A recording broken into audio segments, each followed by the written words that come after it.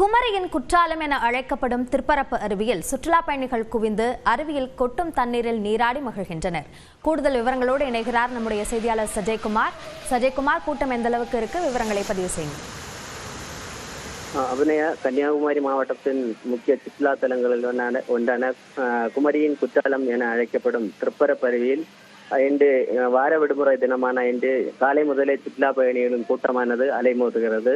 குமரி மாவட்டத்தை பொறுத்தவரையிலும் கடந்த சில நாட்களாக கனமழை பெய்து வந்தாலும் தற்போது கனமழையின் தாக்கம் குறைந்துள்ளது. இருந்தாலும் அவ்வப்போது மாவட்டத்தில் விட்டு பரவலாக மழை பெய்து வருவதாலும் அதே போல மேற்கு தொடர்ச்சி மலையோர பகுதிகளிலும் மழை பெய்து வருவதால் குமரி மாவட்டத்தின் சுற்றுலா தலங்கள் ஒன்றான திருப்பரப்பு அருவியில் தண்ணீர் ஆர்ப்பரித்து கொட்டுகிறது. இந்நிலையில் கன்னியாகுமரி மாவட்டத்தின் பல்வேறு பகுதிகள் தமிழகத்திலிருந்தும் அதே போல அண்டைய மாநிலமான கேரளா மாநிலத்திலிருந்தும் வார விடுமுறையை கொண்டாட ஏராளமான மக்கள் இங்கு குடும்பத்தோடு வந்து அருவியில் நீண்ட நேரம் குளித்தும் அதே போல அருவியின் அருகாமையில் உள்ள நீச்சல் குளத்தில் நீராடியும் நீண்ட நேரம் மகிழ்ந்து செல்கின்றனர். அபிநயா, விரிவான விவரங்களுக்கு நன்றி சஜய்குமார்.